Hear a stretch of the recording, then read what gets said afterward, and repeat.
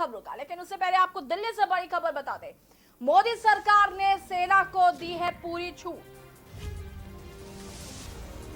गलवान विवाद के बाद बदले गए नियम, खतरे को देख फायरिंग कर सकेंगे जवान और खतरे में पड़ी जान तो मारे गोली। केंद्र सरकार ने जारी किया है आदेश।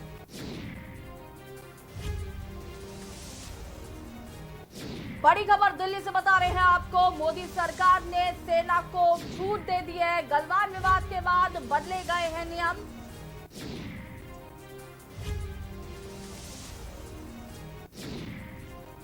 गलवान में 15 जून को चीनी सैनिकों के साथ हुई झड़प में भारतीय सैनिकों की शहादत के बाद केंद्र सरकार ने सेना को खुली छूट दे दी है। अगर सीमा पर चीनी सैनिक भारतीय सैनिकों की जान खतरे में डालते हैं तो भारतीय सेना फायरिंग करने से नहीं चूकेगी। केंद्र सरकार ने संभावित खतरे की दशा में सेना को फायरिंग करने की अनुमति दे दी है। सरकार ने ये स्पष्ट कर दिया है कि एलएसी पर 20 जवानों की शहादत के बाद अगर जान का खतरा दिखे तो फील्ड कमांडर ऐसे रणनीतिक फैसले ले सकते हैं। दोनों देशों की ओर से तय किए गए प्रोटोकॉल के मुताबिक अब तक हथियारों का इस्तेमाल करना प्रतिबंधित था। सूत्रों का दावा है कि अगर सैनिकों की जान खतरे में है और अगर चीनी सेना द्वारा उनके सामने प्राणों का संकट पैदा होता है तो ऐसे में प्रोटोकॉल को नहीं माना जाएगा। तो दिल्ली से बड़ी खबर आपको बता रहे हैं, मोदी सरकार ने सेना को पूरी छूट दे दी है। गलवान विवाद के बाद बदले गए हैं नियम और अगर खतरा होता है तो फायरिंग कर सकते हैं जवान। प्रोटोकॉल को नहीं माना जाएगा। अगर जान का खतरा होता है तो खतरे में पड़ी जान तो गोली मार सकते हैं जवान। केंद्र सरकार ने आदेश बदल दिए हैं। दिल्ली से बड़ी खबर आपको बता रहे हैं, मोदी सरकार ने सैनिकों को पूरी छूट दे रखी है। गलवान विवाद के बाद नियम बदल दिए गए हैं। बता दें कि खतरे को देखकर फायरिंग कर सकेंगे जवान।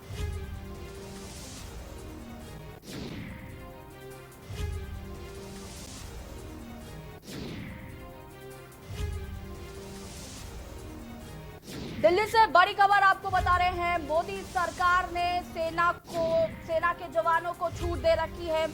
खतरा होता है तो फायरिंग कर सकते हैं जवान।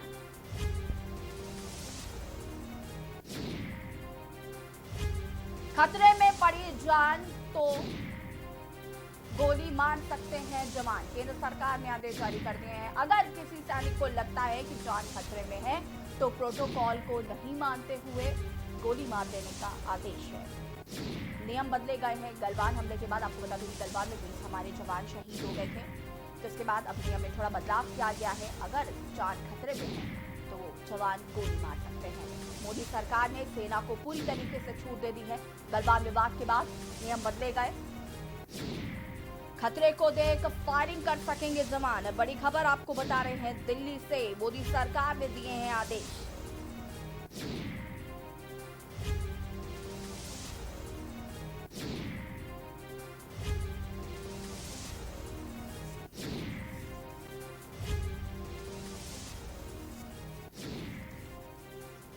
और हमारे साथ दया शंकर दुबे जी जुड़ चुके हैं, जो कि रिटायर्ड कर्नल है। बहुत बहुत स्वागत है सर आपका के न्यूज में। जी नमस्कार, बहुत बहुत धन्यवाद। मोदी सरकार ने सेना को पूरी तरीके से छूट दे दी है। जो एक प्रोटोकॉल बनाया गया था, पहले हमें गोलीबारी करने की अनुमति नहीं थी, हालांकि अब मोदी सरकार ने हमारे जवानों को छूट दे दी है। इस पर क्या कहेंगे आप?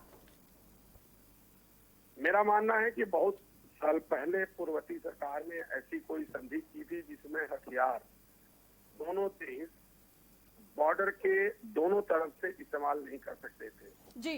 और इसी वजह से शायद चाइना की जो ट्रुप्स है उन्होंने छद्म युद्ध के तरीके से डंडे के ऊपर जो बारबड वायर लगा करके, कील लगा करके, हाथ में कीलों वाला दाना पहन करके जिस तरह से हमारे सैनिकों के ऊपर आक्रमण किया और हमारे 20 जवान शहीद हो गए। मुझे लगता है, हालांकि उनके भी बहुत सारे लोग मारे गए, लेकिन उसके दृष्टिगत जो फैसला सरकार ने लिया है ये बहुत ही स्वागत योग्य है, क्योंकि सेना और बिना हथियार रहे भी साथ में या ना रहे, फायर ना करे, ये बड़ी अतिशयोक्ति है। इसलिए अब जो हथियार लेके हम चलते थे वहां पर लेकिन फायर नहीं कर सकते थे, अब उसके तहत हम पूरा फायर कर सकते हैं। जरूरत के हिसाब से अपने फायर पावर का इस्तेमाल करके दुश्मन का कड़ा विरोध हम कर सकते हैं, उसको जवाब दे सकते हैं। आप भी जानती हैं कि उनके जो सैनिक होते हैं वो हमारे सैनिकों से बलशाली नहीं है, चाहे वो शरीर का आकार हो, चाहे उनकी ताकत हो, चाहे वो मनोबल हो, हमारी सेना उनसे कहीं बेहतर है। पहले हुआ करता था कि उनके फायर पावर हथियार कुछ हमसे ज्यादा थे और उन्हें कहा जाता था कि वो विश्व के अंदर तीसरी सैन्य शक्ति है और हम चौथी सैन्य शक्ति है। लेकिन आज नया भारत है और इसका मनोबल इतना ऊंचा है कि चाहे वो हथियारों का कितना भी जखीरा रखें, हमारी सेना उनको इस स्थिति में है कि कड़ा से कड़ा जवाब दे करके उनके ऊपर प्रहार करेगी और उनको हर हालत में पराजित करेगी, उनको जवाब देगी। Thank you.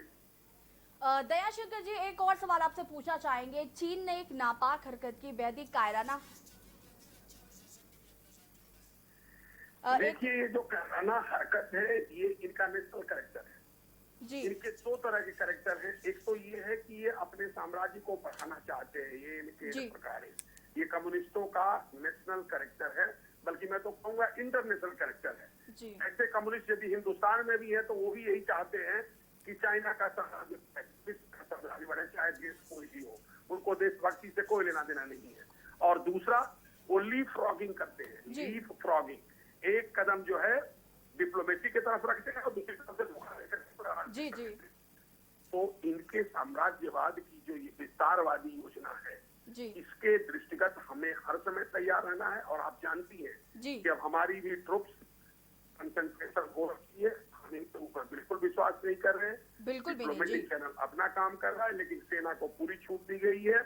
इसके लिए जितनी प्रशंसा की जाए इस भारत के प्रधानमंत्री नरेंद्र मोदी की और रक्षा मंत्री राजनाथ सिंह जी की या उस कैबिनेट कमेटी की जो देश की सिक्योरिटी देखती है, मुझे लगता है उसकी जितनी प्रशंसा की जाए उतनी कम। जी जी। दयाशंकर जी, के न्यूज से जुड़ने के लिए और इतनी जानकारी देने के लिए आपका बहुत बहुत धन्यवाद। और अब हमारे साथ आशीष चतुर्वेदी जो कि रक्षा विशेषज्ञ हैं, वो जुड़ चुके हैं। आशीष जी, आपका के न्यूज में बहुत बहुत स्वागत है।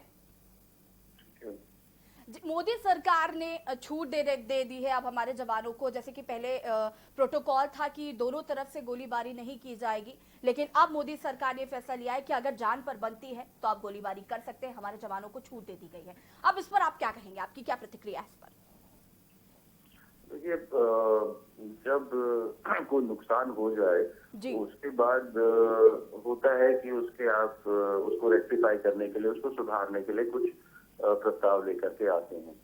तो ये मैं इसको मतलब तब तक सही नहीं मानूंगा करे, क्योंकि इस तरीके की बयानबाजी जो है इस देश में नेता जो है बहुत करते हैं।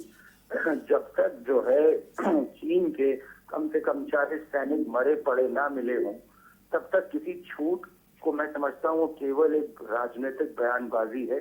तब तक कुछ वाकई में हकीकत नहीं है, जब तक आपको 40 चाइना के सैनिकों की लाशें वहां पड़ी ना मिले, तब तक वो केवल बयानबाजी ही मैं उसे मानता हूँ और कुछ नहीं। आशीष जी, आपसे जानना चाहेंगे, चीन के द्वारा जो ये नापाक हरकत की, एक कायराना हरकत जो चीन के द्वारा की गई है, उसके बाद देश में लोगों के अंदर भी चीन को लेकर काफी गुस्सा रहा है। इस पर आपकी क्या राय है, इस पर क्या कहना चाहेंगे आप? देखिए, बहुत ज्यादा मैं समझता हूँ हर एक इंसान के अंदर इतना गुस्सा है जी। और वहीं बहुत गुस्सा न केवल चीन पे है बल्कि इस देश की सरकार पे भी है। जब प्रधानमंत्री ने खुद ही ये बयान दे दिया कि कोई हमारी पोस्ट जो है वो चाइना के पास नहीं है और कोई चाइना से हमारी टेरिटरी में आया ही नहीं, तो अगर कोई आया ही नहीं तो हमारे इतने सैनिक किसने मार दिए? जब देश का प्रधानमंत्री ये बयान दे देगा कि जो चाइना से कोई हिंदुस्तान में आया ही नहीं, तो ये सैनिक किसने मारे? ये प्रधानमंत्री बताएं जरा, किसने मार दिए ये 20 सैनिक? कौन सी बातें कर रहे हैं ये? जी। पता नहीं क्या है, मतलब समझ में नहीं आता है कि ये किस तरीके की बातें कर रहे हैं। और वही चाइना की मीडिया प्रधानमंत्री का ही बयान चला रही थी कि जब देश का प्रधानमंत्री कह रहा है कि हमारी आर्मी उनके यहाँ नहीं गई तो ये सब झूठ है।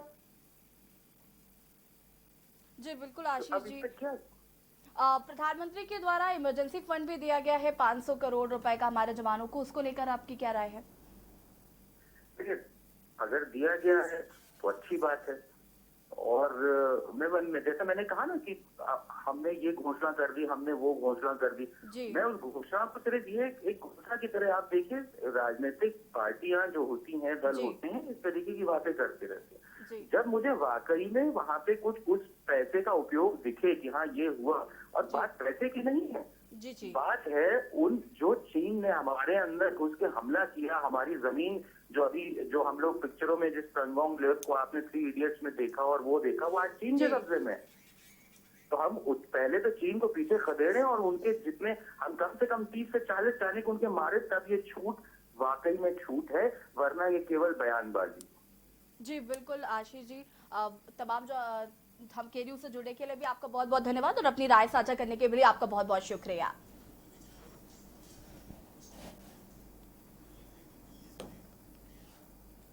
और अब दिल्ली से आपको एक और बड़ी खबर बता दें।